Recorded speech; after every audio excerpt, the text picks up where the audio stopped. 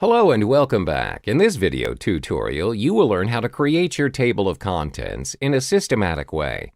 Your content will appear in a more organized and easy to comprehend manner. First, on top of your Word document, click on Document Elements. You'll then be directed to Table of Content. Then, you are able to view a small arrow heading downwards. Click on the arrow. A list of automatic Table of Content will show. You may then select whichever heading you want to apply on your table of content.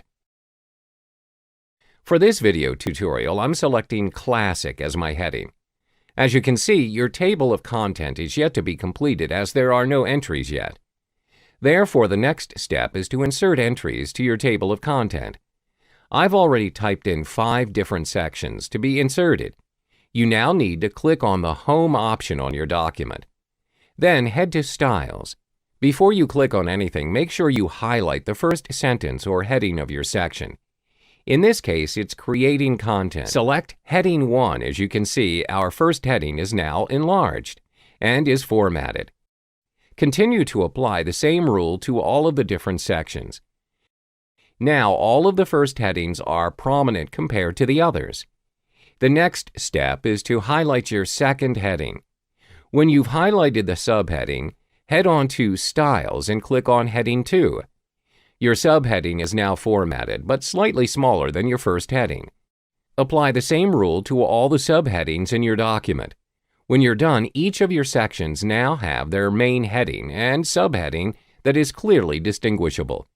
To complete the table of content, head back to the table of content that we have set up earlier on.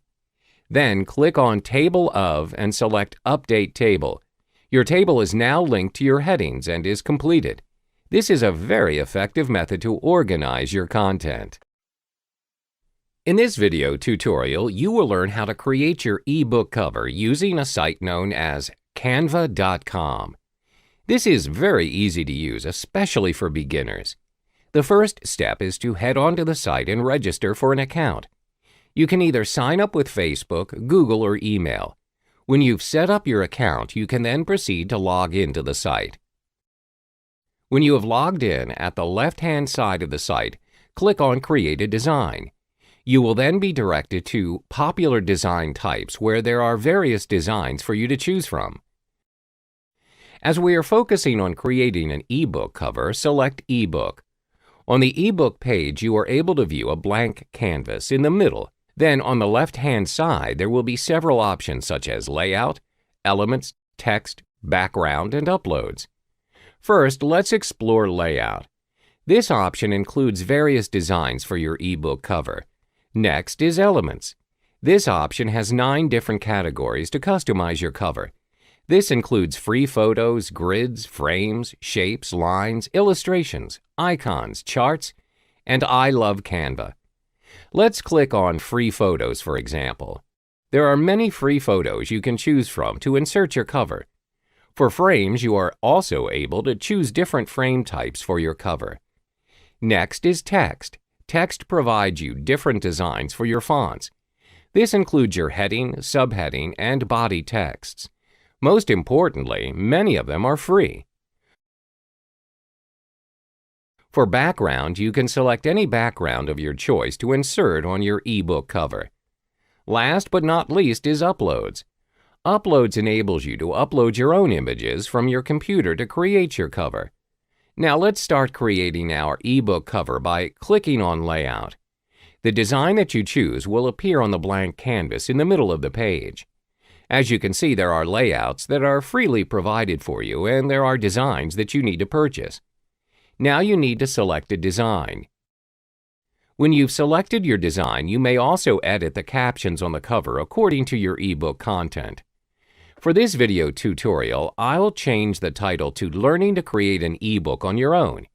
You may also edit the author's name as well as the other minor descriptions of the cover. As mentioned before, you may also select different text styles apart from the ones readily available on the layout covers. You can also change the background according to your preference. But for this tutorial, I will stick to the original cover design provided. When you are done with your cover design, you can now download it. Click the Download button on the top of the page. You are then given a choice to save your file in JPEG, PNG, PDF, or PDF print. Select PNG, then click Download. Your file is now being saved and it will take several seconds. When it's downloaded, your ebook cover is now good to go and ready to use. How to convert to PDF and password protect your ebook. In this tutorial, I'll walk you through the steps in converting your Word document to PDF, as well as password protecting your completed ebook. The first step is to head to the top of your document and click on File. Then there will be a number of options for you to choose from. Select Export. When you have clicked on Export, you will then have two options, which is Create PDF XPS Document and Change File Type. Select Create PDF XPS Document. A window will pop up once you have clicked on the selection. This window will enable you to select where you want to save your exported file. To make it easier for you to search for your file, I recommend you save it on your desktop. The next step is to password protect your ebook. You can see on the right-hand side of the pop-up window there is an Options button. Click on it and a small pop-up window will appear. Under PDF Options, tick on the box that says Encrypt the document with a password. Then click OK. A window will pop up asking you for your password. Type in your preferred password and re-enter your password. When you are done, click OK. Then proceed to click Publish. Your document is now saved in PDF version and is secured. I recommend that you cross-check your saved document. When you open your document, a password will be required before you can view the content. When you have typed in your password correctly, you can then access your document and its full content. To start adding transitions to your video, all you need to do is click the Transitions option.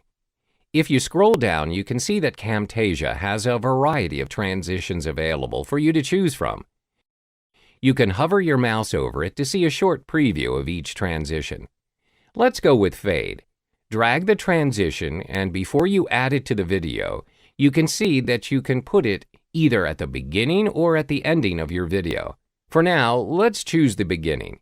Once you've done that, preview the transition.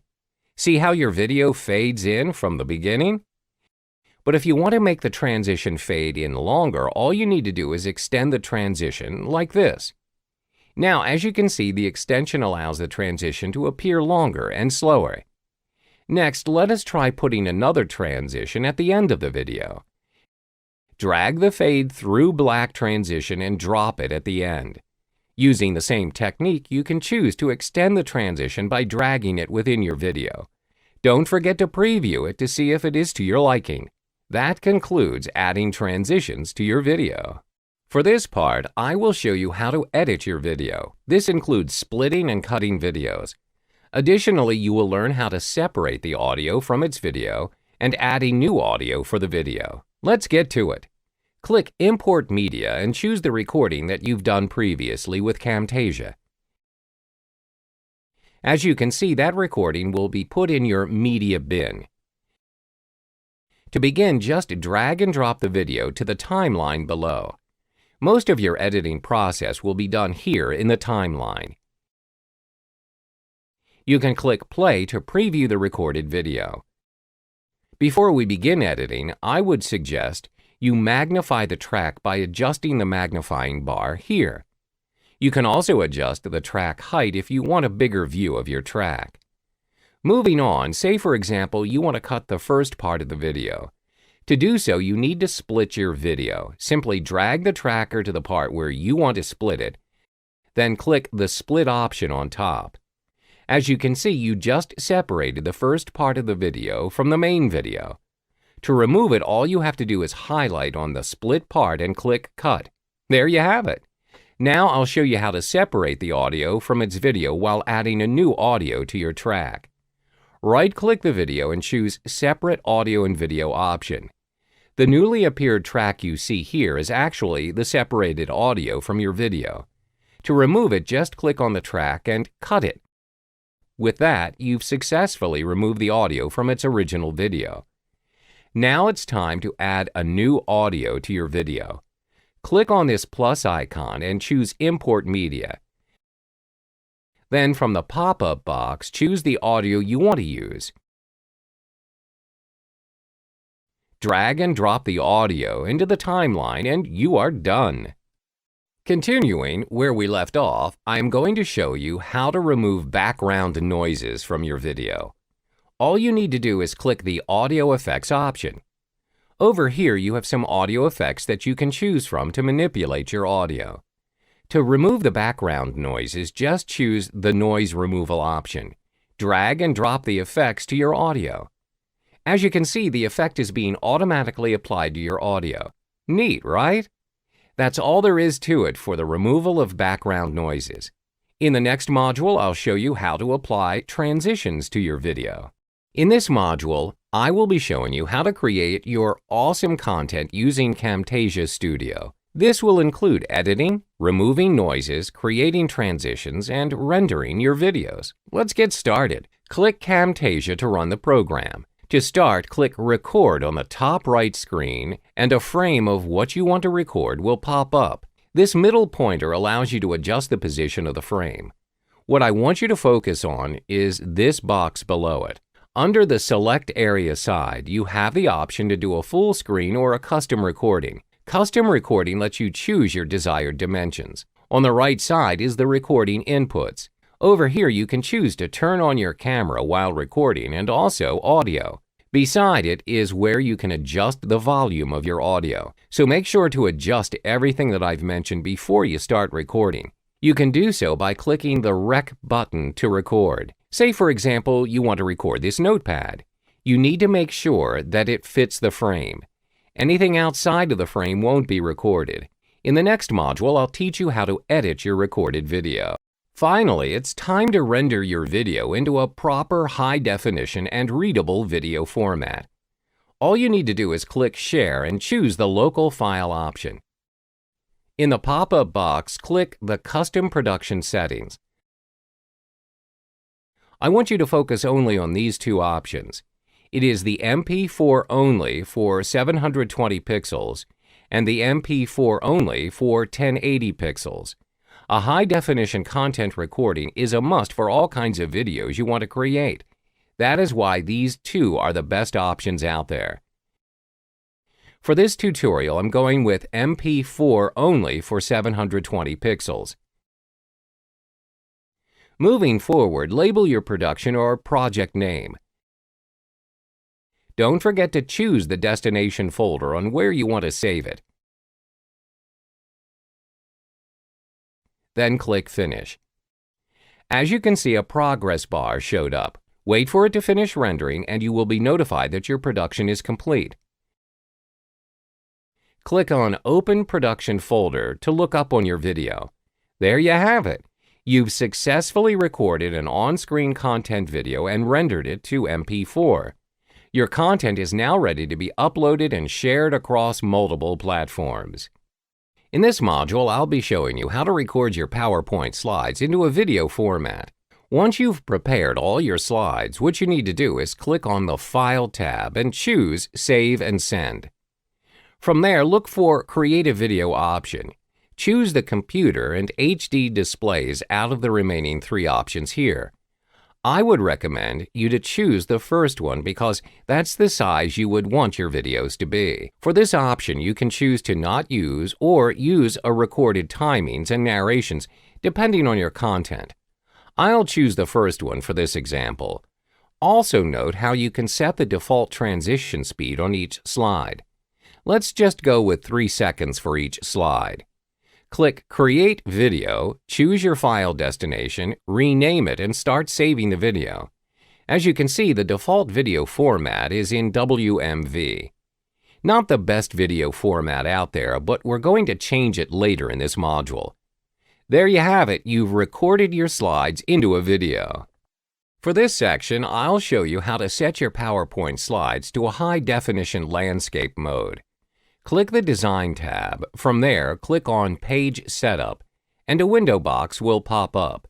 Click the drop-down button for and choose On-Screen Show 16:9 option. Make sure that the slide orientation is set to Landscape. That's it. This will ensure that your video will be saved at its best resolution for your content. So make sure you set this setting first before you start filling your slides with content. Next, you'll learn how to add transitions and animations to your slides. Time to add transitions and animations to your content videos. To begin with, start with clicking on the Transition tab on top of the screen. As you can see, there is a range of transitions that you can choose from. Simply choose one that you wish to put on your slides. Let's go with the Push option. Now, if you go to the Effect options, it gives you an additional effect to the Push option. You can set the direction of the effect from bottom, left, right, and top. What's more, you can allocate the time taken for the effect to be applied. You can set it to appear slower or faster than the default 1-second timing. Just change the duration and click on the effect to see it in action. Should you find the effect suitable to your content, simply click Apply to All, and the same effect will be applied to all the slides.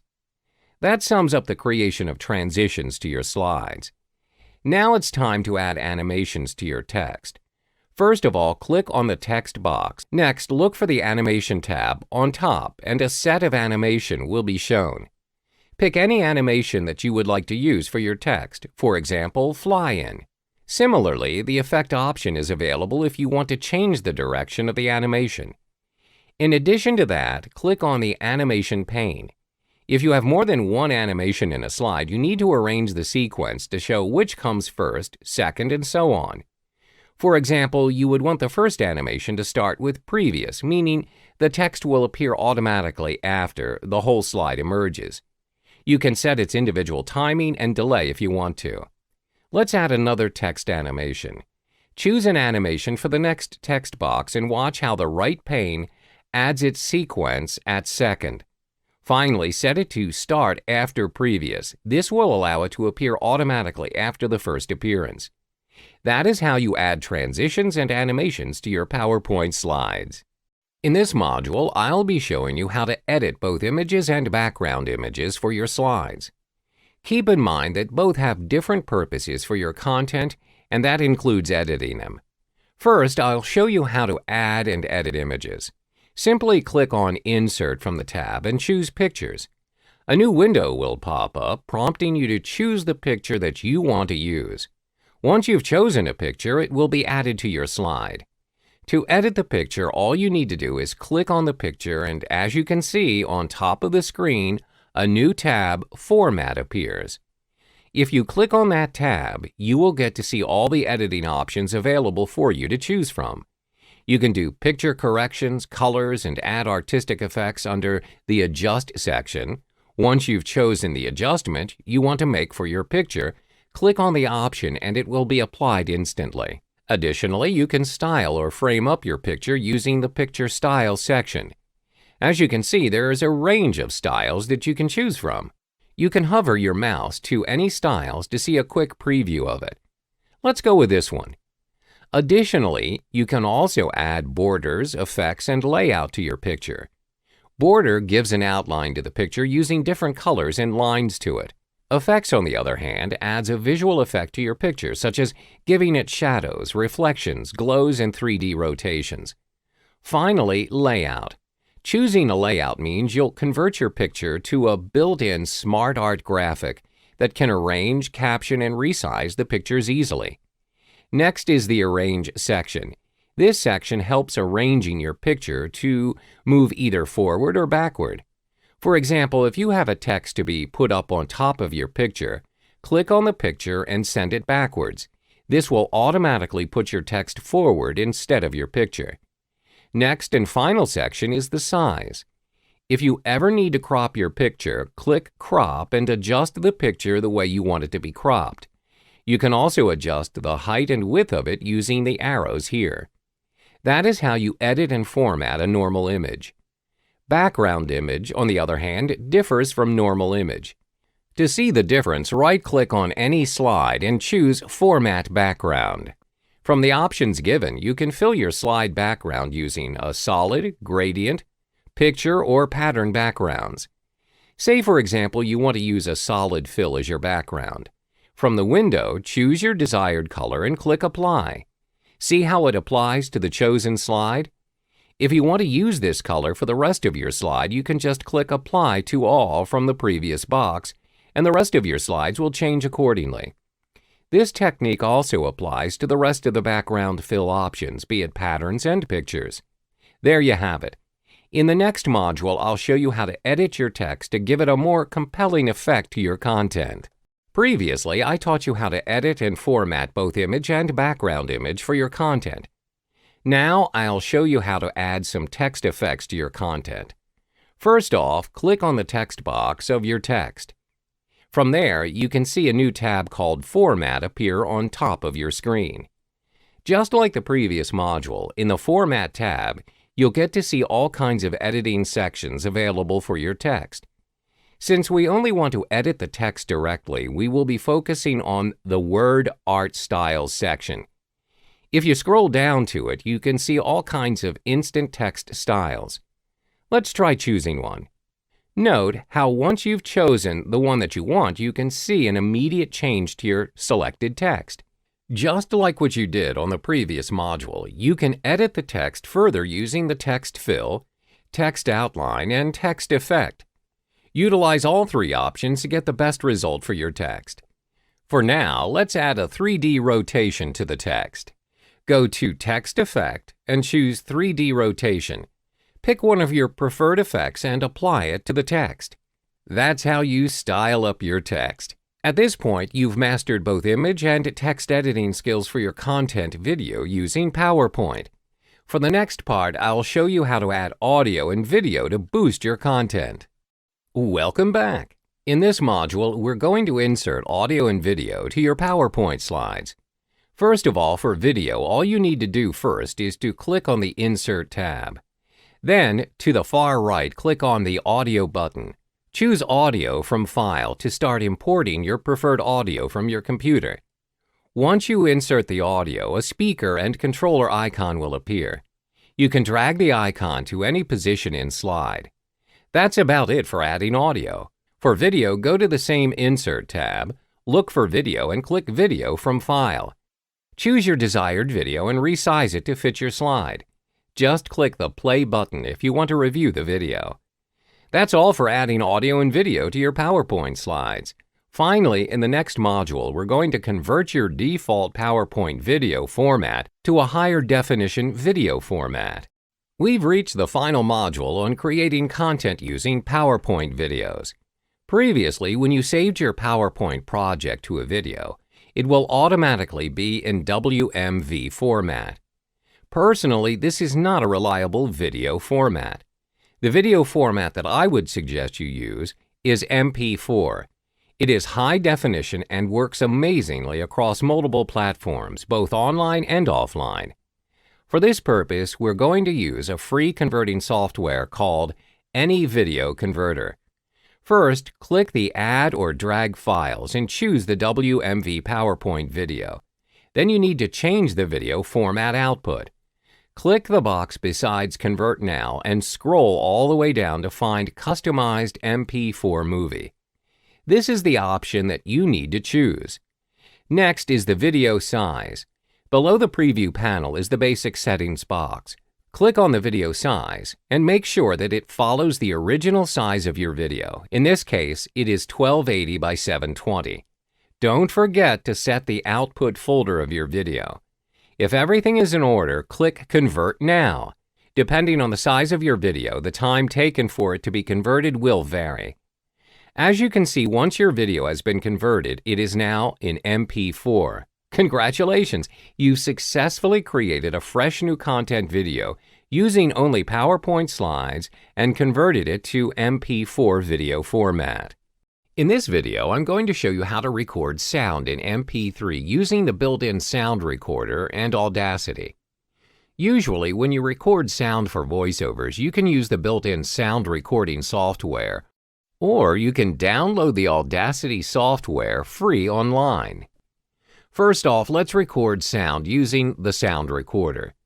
It's really straightforward. Just open Sound Recorder and you will see something like this. Next, to record sounds, just click Start Recording, and as you can see, the software is recording your voice as you speak. After you've finished recording, simply click Stop Recording, and a window will appear prompting you to save your recording. Let's go ahead and save this, but first you can also select where you want to save this, and in this case, I've selected to save it on the desktop. And there you go, the recording is now successfully saved. The second recording software I'm going to show you is Audacity. You can find this online and download it for free. After you've downloaded and installed the software, open it, and you'll see something like this. This will be the main interface on which you can record or edit the sounds. On the top left portion of the screen, you can see 6 buttons, which are Pause, Play, Stop, Skip to Start, Skip to End, and Record. To start recording sounds using Audacity, simply click the Record button, and you'll see the software recording your voice. After you have finished recording, click Stop to stop the recording. To replay what you have recorded, click Play again. And to stop it, click Stop. After you're satisfied with everything, you can go ahead and save it. Click on File, and then Export, and then select MP3 as the file you want to save. At this point, you can also select where you want the file to be saved, and in this case, I selected Desktop. Click Save. Then a new window will appear, prompting you to insert the details of the sound clip you have created just now. The fields are artist name, track title, album title, track number, year, genre, and comments. You can fill these out if you want. After that, you can go ahead and click OK. So there you have it. That was how you record sounds in MP3. In this video, I'm going to show you how to record high-quality audio. Having your sound clips in high quality is essential because it will help the overall quality of your sound clips, which will be very important when you do voiceovers for modules or videos. There are 3 main components that play a big part in ensuring you record the highest quality audio possible, and they are the environment, the recording device, and your voice. The first component is the environment. It's important that you do your recording in the most conducive environment possible. This is because ambient sounds like traffic, conversations, the hums and buzzes from the air conditioning and fans could reduce your recording quality. For home recording, it is best to have a special room for recording purposes. However, if you don't have it, a quiet room with sound-absorbing objects inside will work too. The objects can be a closet, paneling, wood boards, beds, chairs, sofas, shelves, and curtains. This is to reduce echo bouncing from the walls, floor, and ceiling, which can reduce the recording quality. You can also invest in making a special booth for recording. However, if you think that buying a ready-made recording booth to be too expensive, there are lots of videos online that can teach you how to build your own recording booth at home. The second component is the recording device. This is the most obvious component. No recording can be done without a recording device like microphones or specialized sound recorders. As you may have known, to get high-quality voice, you must go for the premium devices, which unfortunately are very expensive. Some microphones and recording devices may cost thousands of dollars. Don't fret, however. There are actually very affordable microphones that produce very high-quality sound. One such example is the Blue Microphone's Yeti. This is because it has studio-quality sound recording, which is a big plus if you want high-quality audio. It's also very affordable. You can get this online for lower than $150. The third is also the biggest advantage. It's plug-and-play properties. You just simply plug into any USB port on your computer, do some simple settings, and you're ready to record. The third component is the source of the sound itself, which is your voice. The main goal of voice recording is to produce crisp, clear sound recordings with a clear voice. If this cannot be achieved, you may find that your recordings are less than satisfactory. During recording, it's worth it if you speak slower. Basically, you slow down a bit from your usual speaking speed. This is because when we speak naturally, we have no interruptions in our speeches compared to recording. Even with a script, you may find yourself stumbling around and speaking in a very unclear way if you try to speak too fast from a script. This brings me to the third point, which is practice. Before doing the final recording, I highly recommend you do 2 to 3 practice recordings and hear them back. This way you can fine-tune your voice, tone, and speed, ensuring the final recording to be your best. The biggest thing that can help you here is a script, which will help you with your speech and ensure a smooth recording session. So there you have it. That was how you can improve your sound recording and produce high-quality audio all the time, every time. Hello and welcome to the podcast video tutorial. In this tutorial, I'll walk you through the steps in creating your own podcast to market your brand and content. First off, what is a podcast? A podcast is most commonly known as Internet radio on demand. It usually comprises of a series of episodes of spoken audio which is often catered towards a specific niche or theme. It is different from traditional radio as it showcases original content and not just a repurpose of the radio's content. Podcasts are readily available online and you're able to subscribe to a podcast and get weekly updates of new episodes.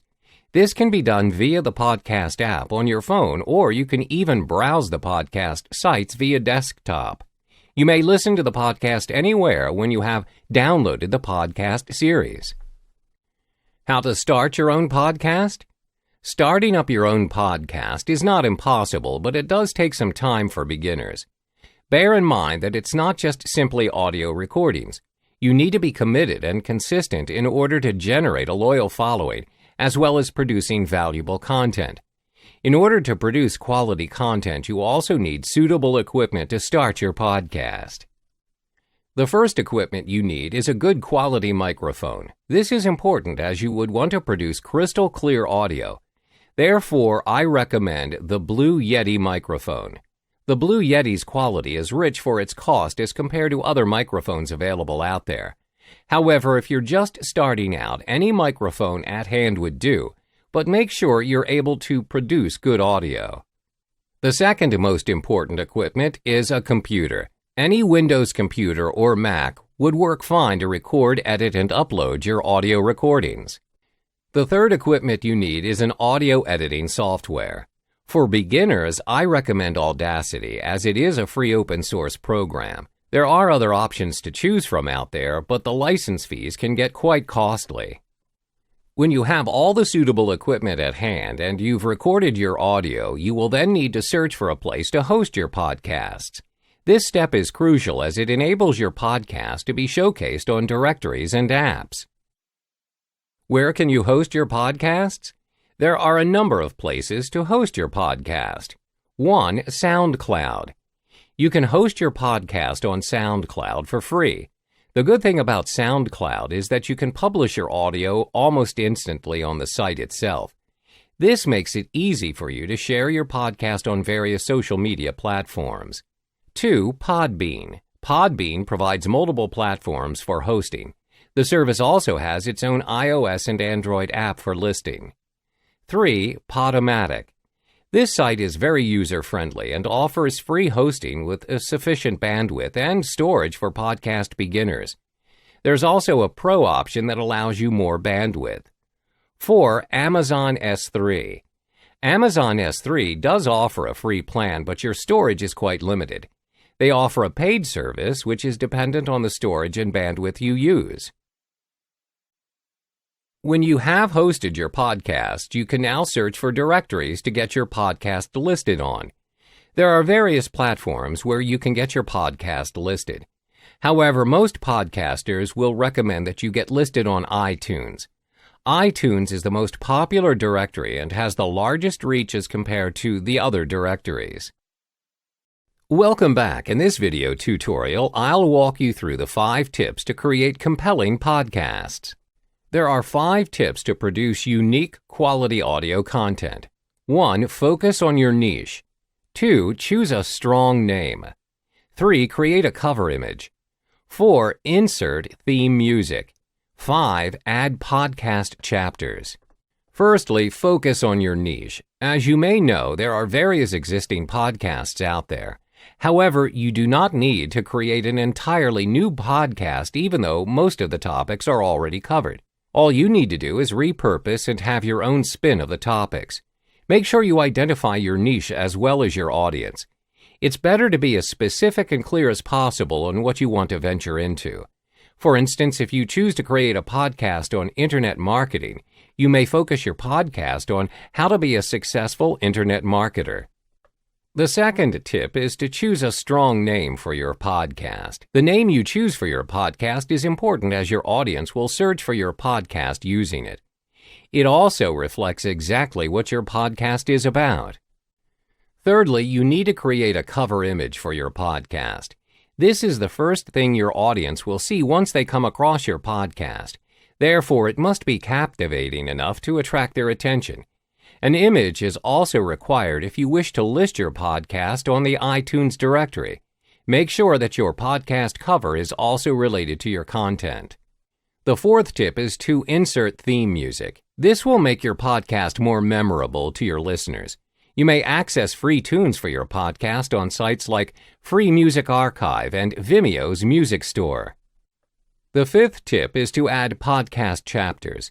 This gives your users more control on what they choose to listen to. They can skip or select segments that they choose to listen to. They work like chapters in a book. When arranging your podcast in chapters, it represents your podcast in a more organized manner. Welcome back. In this video tutorial, you'll learn how to record your podcast using Audacity. The first step is to install and set up Audacity. Audacity is a great software for beginners. You can download Audacity 2.1.3 via audacityteam.org. When you have installed Audacity, you will now need to download and install the lame MP3 encoder to export your recorded audio files to MP3 later on. The next step is to connect your microphone to your device. Check if the software recognizes your microphone by clicking on the drop-down menu next to the small microphone icon. If you can see your mic, select it. On the top left corner, you can see the pause, play, stop, skip back, and skip forward, as well as the record buttons. To ensure that everything is functioning properly, click the record button and record yourself for a few seconds. Now you can play back your recording to ensure that everything is working and sounds good. The next step is to start recording your podcast. Recording via Audacity is quite straightforward. Just click the recording button and record your audio. When you're done recording, you need to save the file in an MP3 format. To do this, go to File, then Export Audio. Next, select MP3 files in the Save as Type drop-down menu. You then name your file and save it to your desktop. Open your saved MP3 file and try playing it on your preferred MP3 player. This is to ensure your recorded audio is working. As mentioned in the first chapter of this video tutorial, when you have recorded your podcast, you would need to search for a place to host your podcast so it will reach your targeted audience. There are various platforms to host your podcast, such as SoundCloud, Podbean, Amazon S3, Podomatic, and so on. However, for this tutorial, we will only be focusing on SoundCloud as it is user-friendly, especially for beginners. The first step is to sign up for a SoundCloud account. All you need to do is sign up by using an active email address. Remember to use the name of your podcast as the name that displays on your profile. A confirmation email will be sent to you and you can then proceed using SoundCloud. The second step is to complete your profile information. Upload your profile image, add a description of your podcast to your profile's bio, which will then be used as your RSS feed description. In the links section, add links of your social media accounts. The next step is to adjust your content settings. On the Settings page, click the Content tab. You then need to choose a category for your podcast. There will be various categories to choose from and select what is related to your content. Then click the Contains Explicit Content box if applicable. Select the Include in RSS feed. You would also want to select Creative Commons license. This will protect your content. Now you can proceed to upload your audio file by checking on Upload on the top right of the page. The upload may take a while depending on the size of your audio file. When you have uploaded your file, you need to fill in the details of the file. This will be your podcast. You would also need to upload an image representing your podcast. When you're done, click Save. Your podcast is now officially published and your RSS feed is ready to be submitted to your preferred podcasting directories, such as iTunes and Stitcher. To submit podcast to iTunes, you need to head back to your settings page and click Content. Copy your RSS feed URL and follow the submission instructions on how to submit your feed to your preferred directory. You are now good to go. Hey there, in this video I'm going to show you how to configure your wishlist member settings after installation. As you can see, there are two types of configuration tabs itself. In the System pages, you notice that this is the page where you can choose to display members who try to access your protected content. For the default setting, you can see a very simple message that tells them that they are not able to view the members area. For starters, you may choose to leave them blank, or if you decide to have your own customized page, then you will enter the address of the page that will be displayed to the non-members. Now, I would want to bring your attention to something that you can monetize from. Scroll down the page and you'll see that there is an option called After Logout. Now, what this means to say is that whenever a member logs out of the members area, they'll be redirected to any address you want. In this case, you should take this opportunity to redirect them to a sales page of an offer or to an affiliate link. Once you're done, remember to click Save. You may choose to skip the other tabs. And now I want you to go to Miscellaneous, and you'll see that there is a list of options where you can choose yes or no. All of these are optional. What I want you to focus on is when you scroll down, there is this option called Show Affiliate Link and Footer. Select No. When you do this, the text powered by Wishlist will not appear on your login and registration pages. You may choose to change the other options any way you want, but most cases, leaving it by default will allow your membership to run as normal. Once you are done, you may click on Save and we will proceed to the next video. Hey there! In this tutorial, I'm going to show you how to create a new membership level within Wishlist. So, if you are starting on a new website, you will not see anything over here. Let's just proceed to add in a new membership level. We'll start off with the first membership level. Key in any name you want. If you plan to have different levels, you will do well to plan the name in advance. For example, I'm just going to call this Gold Membership Level.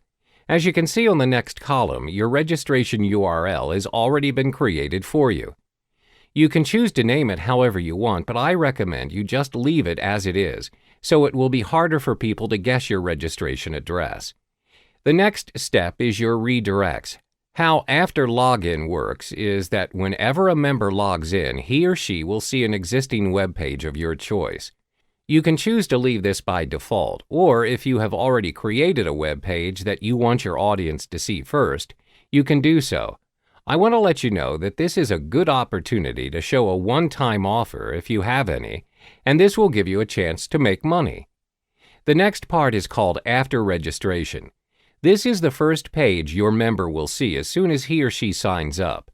Again, you can choose to leave this by default or send him or her to a specific web page of your choice. The following step is Access To. You're going to plan to have only one membership level for your membership site, then this will be quite straightforward, as you can opt for all of these options.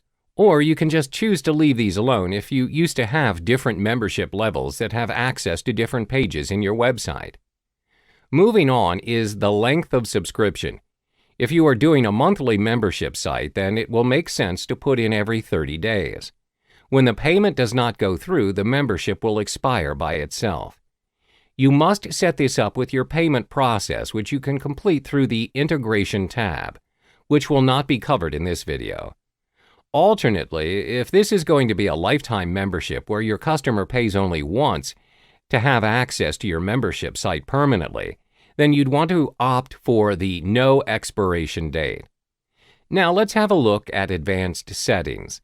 This is optional. For the registration requirements, I recommend you opt for Require CAPTCHA Image on registration page, as this protects your registration page against robots and automated sign-ups. If you really want to make sure that your members really want to sign up to your membership site, you can click on the second option, which is the Require Email Confirmation after registration. The rest of the options can be left alone, although you will do well to check them out and see if you'd like to add on some advanced settings to your membership site. But as far as the basics go, you're pretty much done and you continue to add new level. That's about it. Welcome back. In this video, I'm going to show you how you can further personalize your pages and posts in WordPress using personalization texts, or also known as shortcodes given by Wishlist. First up, I'm going to show you an example of what you can do. It doesn't matter what theme you're using. First, click on Edit and add in Post.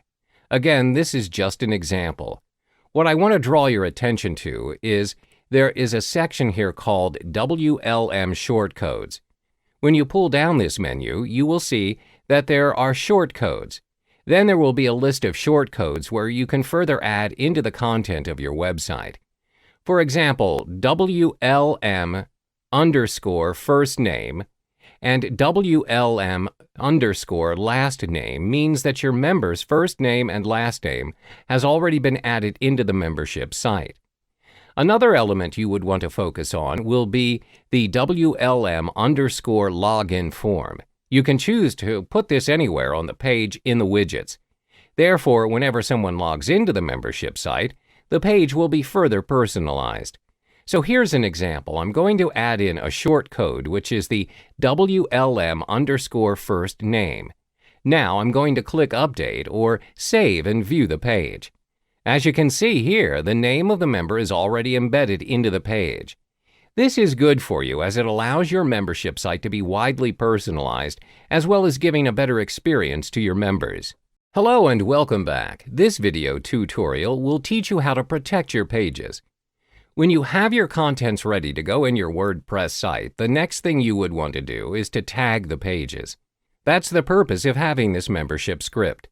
So when you're in the draft mode for pages, and if you scroll below, you may see the wishlist member option.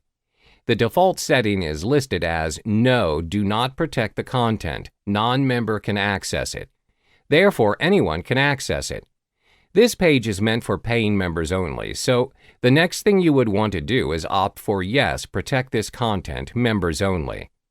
The next question you'll be asked is select the membership level that can access this content, which means who can access the content. Therefore, if you have only one membership level, then opting for Charter will make sense. However, if you have multiple membership levels, you will have to decide which particular membership level will have access to this page. That's all there is to it. Frankly speaking, you do not have to change your settings, but if you're looking for something more advanced, you can consider enhancing your options further.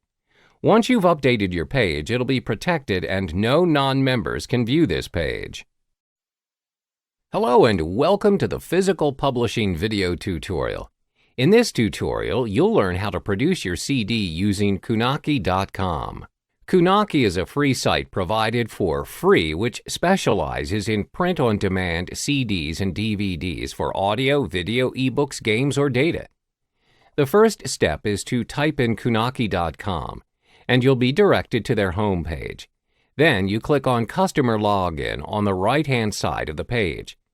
If you're new to Kunaki, you need to create a new account to access the site by clicking on the New Publisher/Product option on the above tab. If you already have an account, all you need to do is to log in using your email and password. When you've logged in, you can view your account details. This traces back your activities as well as your previous product creation via Kunaki. To create a new product, click on Create and Submit New Product. You'll then be directed to the Create a New Product page where you can see various options available. For now, all you need to do is to focus on the first three options on the page, specifically the Artwork Dimensions tools. This is where you create an artwork for your CD. Click on the option here, then you are able to view a page where it enables you to design your CD disc, the front case booklet panel, the inside booklet panel, as well as the back tray card. As you can see, each design already has a default design, which is Beethoven's character for example purposes. You are able to customize your own design based on your preferences. You can also view the available fonts for your designs. There's a range of fonts to choose from. The first step is to design your disk. You may select your own image from your files to be uploaded. When you have selected your image, it will then appear on the disk.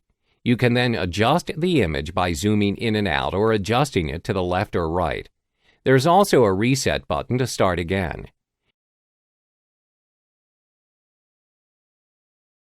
You are also able to customize your disk's color as well as adjusting your banner size, position, and alpha. You can then proceed to insert the title for your disk. This depends on the type of content you're selling. For this tutorial, let's say you're selling an audio content on how to create an ebook. You can always change the type of font as well as adjusting the color and size to suit the theme of your content. You can then apply this to the subtitle as well as the footer of your disk design.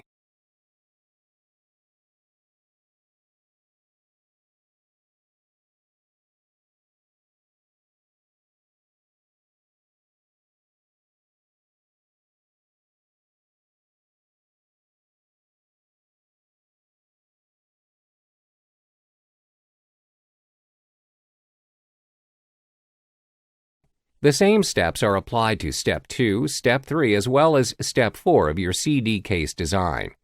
It's very simple to execute and takes only a short period of time. I'll demonstrate to you the steps for each section.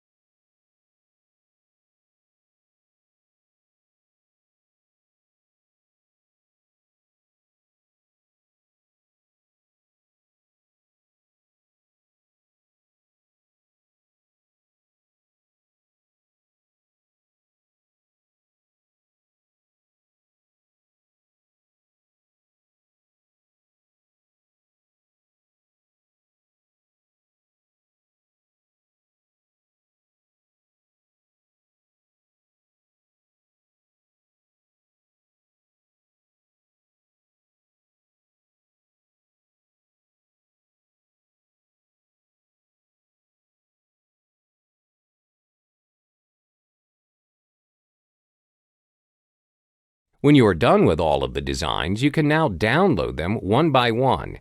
On the right-hand side corner of each section, you can see View and Download Full-Scale Image in a new window. Click on that option. When you've clicked on it, a new window will appear where a preview of your completed design is shown. Right-click on the image and Save Image As. Name your file and select where you would want to save it. Your image is now saved and ready for use. Follow the same steps for all designs.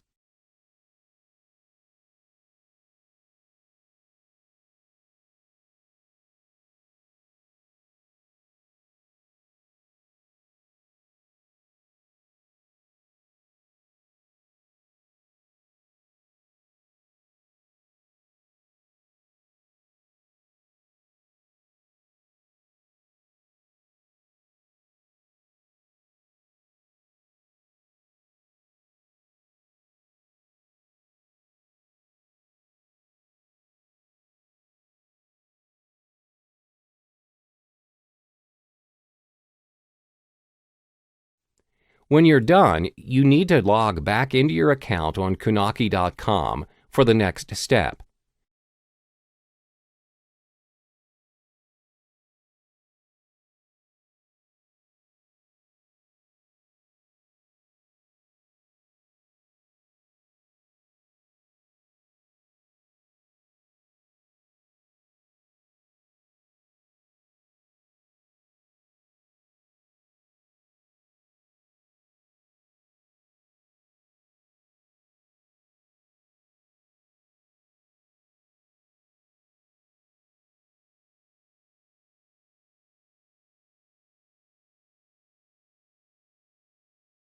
Then, when you are directed to your account, click on Create and Submit New Product.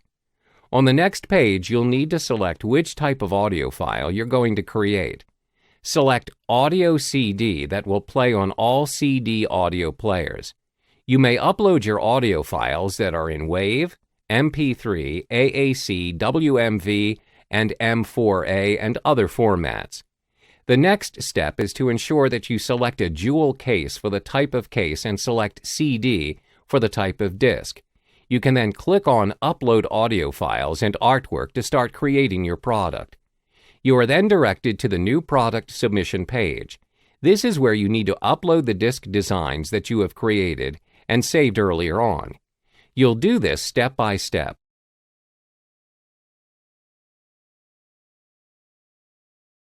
The first step is to upload your front case image.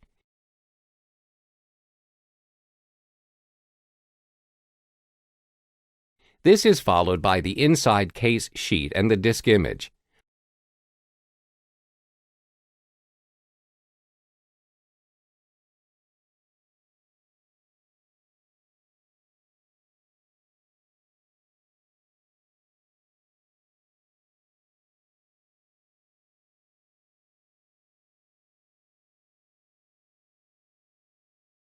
Last but not least is your back tray image.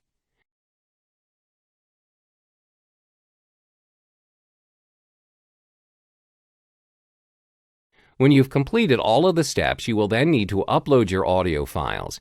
Make sure that the audio files tally with the chapters you have included in your disc design. Name the audio files according to the chapters.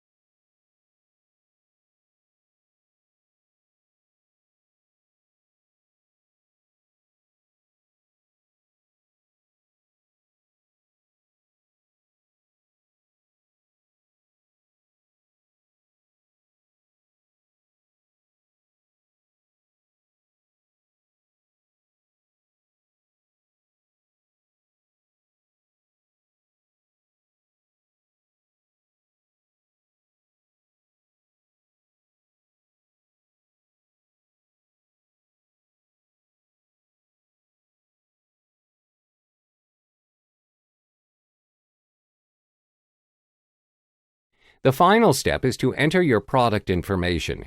The bold fields are the required field for you to fill in. You can disregard the other fields if you're just starting out on producing your CD. First, select the Add a Kunaki UPC barcode.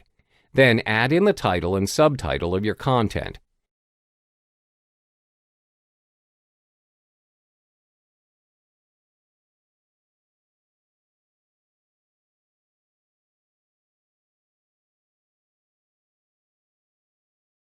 Fill in the release date of your CD and the label.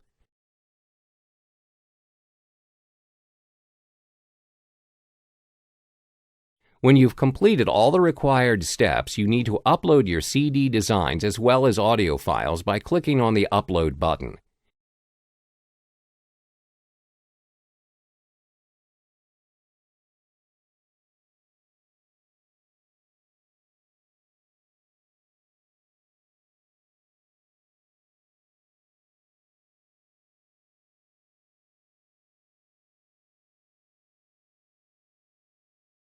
The audio files may take some time to upload depending on the size.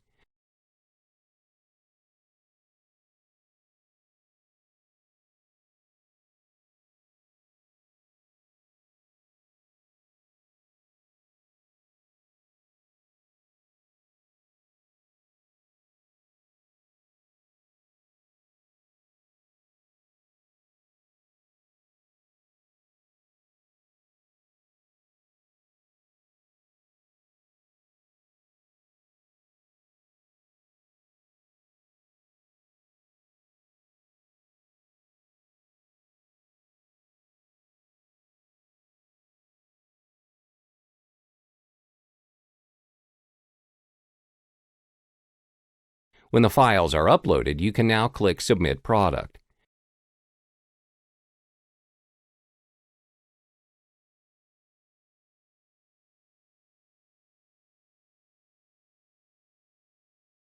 When you have submitted the product, you will be directed to a page where it shows the status of your product.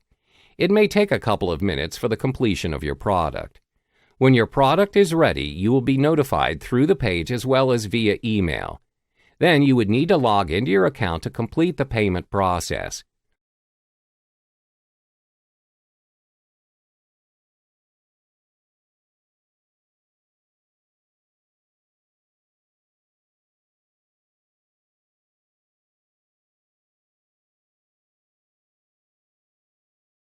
On your page, head to your products and click Configure.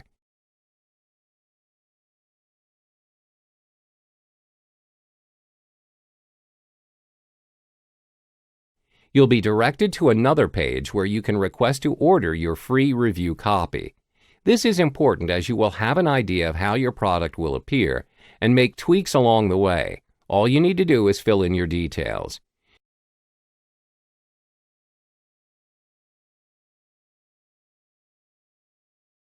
You also have a choice to proceed to payment straight away if you are satisfied with the product.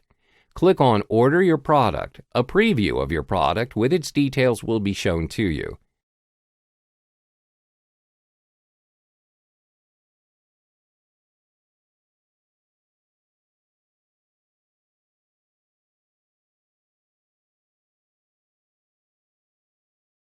Various payment options are made available for you. All you need to do is fill in your payment details. The pricing details are also made available for you depending on the quantity you are ordering. When the payment is completed, your product will be shipped to you. Welcome back. In this video, you'll learn what is print on demand and how it works. What is print on demand? Products such as manuscripts, books, or CDs are printed or produced individually when there is a demand or order placed. This is different from your normal publishing as products are not produced in bulk before promotion or sales. Print-on-demand publishing has become more and more prevalent, especially among independent or self-publishing parties. How does print-on-demand work? It's quite simple. You only produce what is in demand. A print-on-demand publisher will have digital files of a product. They will only print or produce a product when it is ordered and will ship the order to the customer when it is ready. Let's illustrate an example. Let's say you have an audio home study course on how to lose weight by eating clean. You already have the readily made digital files and you do not produce it physical copy straight away. You only produce the physical CD when a customer orders or demands for it, regardless of the quantity. Why print on demand? There are 5 key benefits of print on demand. 1. Make more money out of your products. When you choose to publish with commercialized publishing companies, it will drastically affect your profit margin. For instance, the founder of Lulu.com, Bob Young, when he wrote his own book and had it published by a world-leading publishing company, only made $2,311 from the net profit of $500,000. Self-publishing enables you to set your price and profit from your own work. It also helps you to make money and save money. 2. No upfront printing or storage costs. No physical copies are held, therefore no bulk upfront printing costs are incurred. This also saves you the storage costs to store the printed copies. 3. Your product is readily available for sale. Unlike physical copies that are produced and printed beforehand, which require some time, when you print on demand, your products are ready to be sold anywhere and any time. All you need to do is convert your digital copy to a physical copy and ship your order. 4. Changes can be made almost instantly.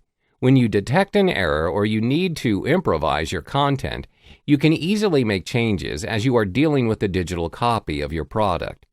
This takes time if you're dealing with, in bulk, readily printed products. 5. Gives more control and power to self-publishers. You have complete control of the editing, design, as well as distribution process. You are also fully aware of where your money goes and the profit you make. Having listed out the pros of print on demand, there is a drawback of print on demand. As you are not producing your products in bulk, the cost may be higher. However, you are saving a lot from not spending money up front in the initial step. Hello and welcome to the Content Creation video course. For this first tutorial, I'll walk you through the simple formula for your ebook content creation. I like to call this rule the 5x5 formula. This simply means your content should at least have 5 points, where each of the points will have another 5 subpoints. Let me illustrate an example for you. Let's say you're publishing content on how to create your ebook. Your content should have 5 main points, which I have listed accordingly. Then each of the main points, for example, the first point, creating content, will have a breakdown of another 5 points. This applies to all of the main points of your content. This will speed up your content creation journey and you will never go wrong. Welcome back. In this video tutorial, you will be learning how to format your ebook. We'll be focusing on how you can set your page margin, header, and footer, as well as the Shift+Enter formula. First is to set your document's margin. On the top of the Word document, click on Layout. Then you'll see a number of options. Click on Margins, select Normal. Now you are able to see that the document is aligned according to the margin. Next is inserting your header and footer. Click on View and select Header and Footer. Then your header and footer will appear. You can then type in your preferred header and footer. For this tutorial, I inserted content creation videos. What you type in will automatically sync with the number of pages that you have in your ebook. You can then click Close when you are done. Next is the Shift+Enter formula. This formula is important as it enables you to type in a new line and not a new paragraph. Let me illustrate an example for you. I have typed in a short paragraph and have come to the end of the page. I use the Shift+Enter formula, and it enables the content to remain in the same paragraph without adding any unnecessary gaps or spaces. By using the Shift+Enter formula, especially when you have reached the end of the page, you are able to avoid unnecessary spaces between paragraphs as your content is dragged further down when you choose to use the Enter key.